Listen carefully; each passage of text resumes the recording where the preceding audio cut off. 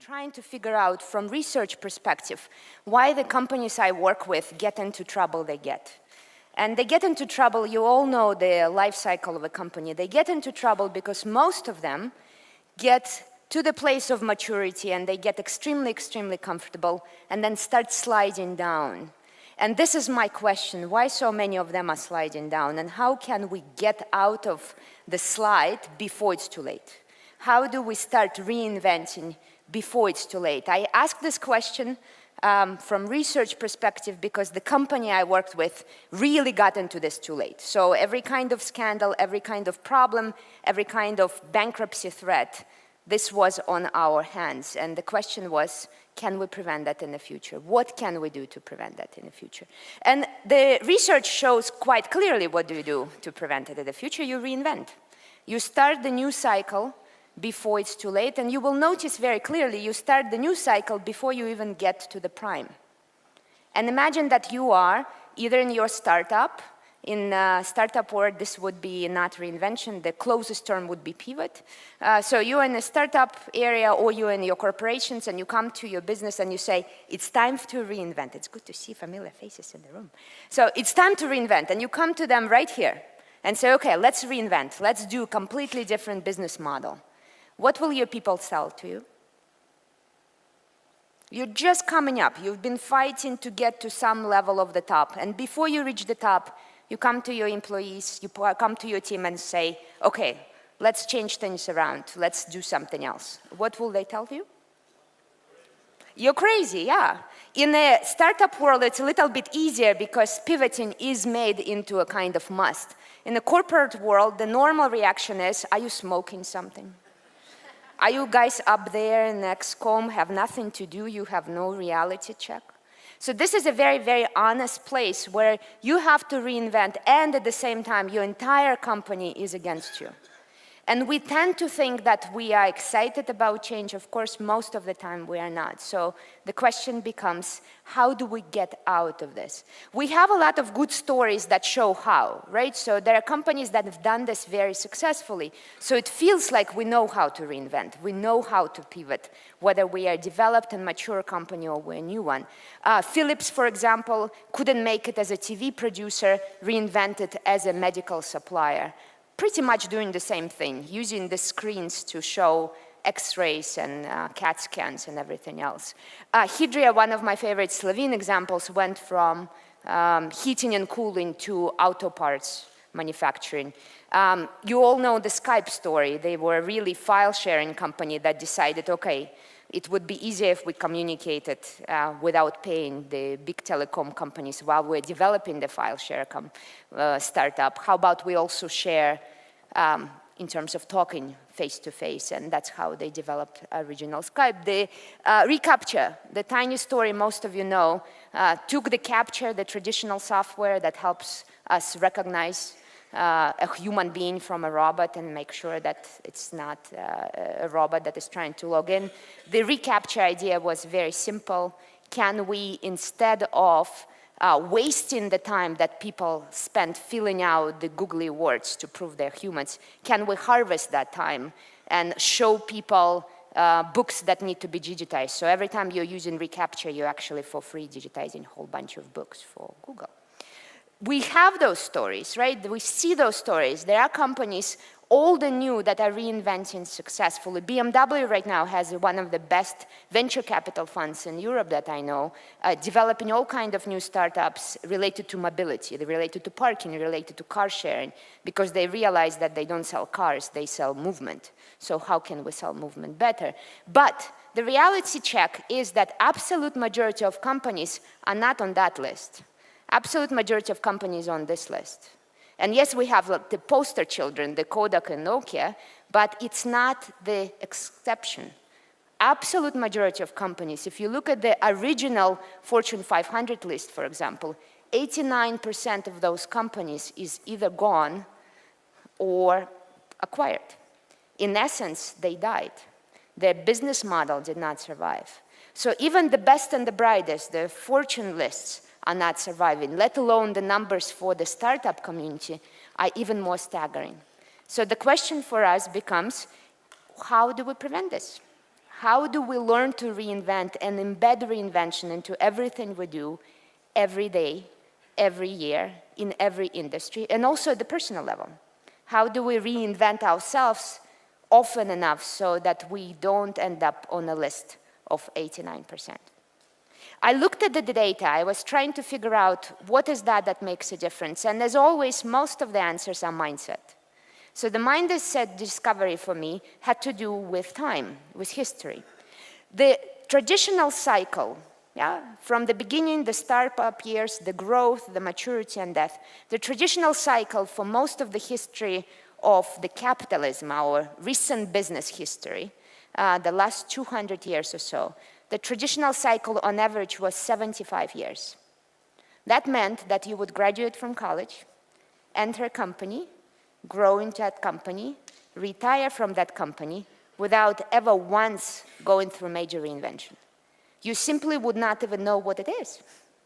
That's why we had a huge number of people preparing for a management job and almost nobody preparing for leadership or change job. We didn't even have terms for change management until 90s.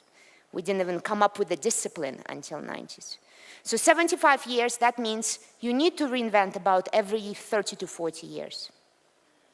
Then comes the collapse of the Berlin Wall, the start of globalization, the dissolution of socialist bloc, and dot-com era combined with that. So 1989 to about 2000, 2002, the new era, the cycle shifts from 75 years to 15 years. Now, instead of reinventing every 40 years or every 37 years, you're reinventing every 7.5 years. And if that is not enough, in the recent 10 years, that cycle went even shorter. So today, the average life cycle of a company is about 7 years. And what I'm talking about here is not a product, it's a business model life cycle. In our business in mining, we produce the same exact aluminum brick as we did 60 years ago. It's the same plant. So the physical 19-kilo aluminum brick chemically is exact same as it was 60 years ago. But we cannot make money on it anymore. We need to reinvent the business model that will allow us to produce this brick. So today, instead of being a mining and metals company, we are becoming a service company. And we are producing services for a whole bunch of different industries so that we can still make money on that aluminum brick. We have to figure out a different business model. But this cycle means, the 7-year cycle means, that today we have to reinvent every 3.5 years on average. And I'm sure in your industries it differs. The longest cycle I've seen in the most capital inclusive and capital intensive industries, including my own, when the mining is 45 years, the life of a mine, even there, the longest cycle for a business model is 10 years. That's it. After 10 years, on average, you cannot make money on that business model anymore. You need to reinvent the business model. But I'm sure you know the industries where it's not 10 years, where it's not even 5 years. Telecom industry, this industry cycle today is about 1 year. Every year, you have to reinvent your business model. You see that. New technology comes up, the previous model is obsolete. You cannot make money on it anymore. There are industries where the cycle is around 3 years. That means you're reinventing every 1.5 years. That is the speed we haven't seen before. So it's a mindset shift. Most of us grew up in this mindset. Looking at your faces, some of you were probably born in this mindset. But you are taught by people who are still living in the years as if you have time. We still have in our school courses and educational models that prepare us for long, long life cycles, that prepare us for one right answer, that prepare us for one black and one white. Today, if you think about the school curriculum, absolute majority of courses, if you have kids or if you have nephews or younger brothers and sisters, most of the courses are preparing you for this. Any of you had a change in agility course in your school, in middle school, high school? How about change in agility course in university? Anybody majored in change? There's one person. 2. There are 2 rare ones, so these are the ones that you want to hire. There are 2 people who had change in agility course in university. We just don't teach that. But that seems to be the only thing that makes the difference today. Everything else is coming and going. It's about applying and being able to deal with change in agility. What does it mean for you? If you are in startup world, what it means is that you need to start analyzing the cycles of the industries to know which industries are not reinventing themselves, so that you have a space, an opportunity for innovation, an opportunity to enter the market where there is a potential gap. So if you see the industry that is beginning the decline and is not reinventing, this is a good place to enter with a new product or service. Why is it a good place? Because statistically, there's only about 10% chance once the company started sliding down, so if the revenues are in decline, for that company, there's only 10% chance that it will recover. That's pretty much a doomed story. That is an opportunity for you. If there's a company that is getting ready for decline and doesn't even know it, neither Nokia nor Kodak knew it. From the top of their position to the complete death, it was about 12 months. So they really didn't know they're dying. For you, this is a place where start searching for opportunity. Which companies, which industries are not reinventing themselves fast enough so that you can grab that space in the market? If you're in mature business, if you're in academia or media, what it means for you is that you need to start building your companies ready to reinvent. Remember in the 90s, we had this massive, wonderful book called Built to Last? It was a classic. Oh, there's one person who said yes, yes, good. That's good that you don't read those books anymore. So 80s and 90s, the whole story in the academic world and in the book publishing business is how do we stay there? And by the way, some of those stories featured companies that collapsed magnificently, such as Enron. So built to last is really absolute. Today, it's about build to reinvent. What kind of people do we need? What kind of functions do we need? What kind of processes do we need? What kind of business model do we need? That we're able to reinvent before it's too late. And there's really not many industries that do that very well. Fashion industry does that every season because that's built into the idea of doing the collection. But other than fashion industry, I don't know any industry that routinely, every 6 months, reinvents its entire product line. And it's built into the process and everything revolves and the finances are revolved around that.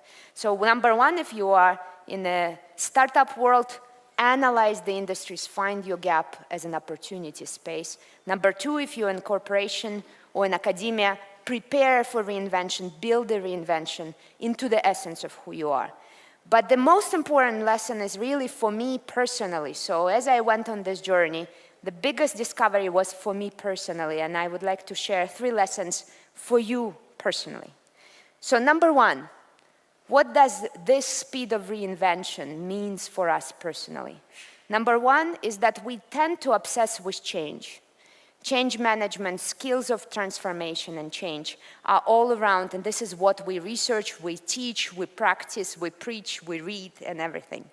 The issue is, however, with reinvention is not change, it's continuity. When you change that fast, what stays? What is unchangeable? What is that is essence of you that you are not ready to compromise? So reinvention speed means as much for continuity management as it is for change management. It's actually more dangerous in terms of continuity. It's very easy to decrease, develop, destroy something that is actually the essence of who you are. Don't forget about continuity management as much as you do change management. How many of you like change? Yeah, look around. Yeah, you wouldn't be at podium conference if you wouldn't like change. You are a very rare breed. You are about 1 to 5% of a typical population. But even for you, biologically, even if you like change, biologically, you do not have a wiring to like change. Because biologically, we have only 2 options of how to react to change. And those 2 options come from your biology class in high school. So if I'm walking through the woods of Maribor 10,000 years ago, and I hear a loud crack, that's change coming. That's something happening on the market. So I'm going through the woods, big, big crack. What are my options? What are my 2 responses that I have wired into my biology? Yeah, absolutely. Runaway is one, that's the flight syndrome. And if I don't wanna, and the second syndrome is fight syndrome, absolutely. So these are my 2 options. My 2 options, either I fight the change or I run away from the change. Notice neither of those options say, hooray, finally, it's here, let's go. Yeah? Biologically, the only thing my body knows to do with any kind of change, including positive change, getting a job I want, getting a project or a client I've been chasing, married to a person I actually want to get married to, having a baby I actually want to have babies to, even positive change, I still have two responses. Either I fight or I run away. Biologically, what it means is that my blood pressure goes up. It goes up so that my blood reaches my muscles so I can physically fight or run away. It means that blood goes away from my brain. Yeah? It means that I have emotions that are very strong but not very positive.